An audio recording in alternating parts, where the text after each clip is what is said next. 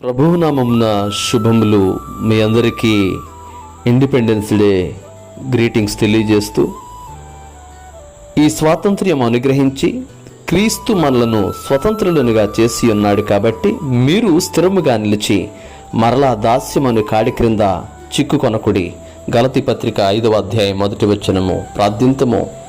దేవా, మా జీవితాల్లో మీరిచ్చినటువంటి ఈ నూతన దినం, దేవా, మా భారతీయులందరికీ కూడా నీవు ఇచ్చినటువంటి సుదినం అయ్యా, మా ప్రియులందరినీ దీవించండి, ఆశీర్వదించండి. ఈ దినము, ఈ సంవత్సరము నీ క్షేమము నీ బిడ్డల మీద ఉంచండి.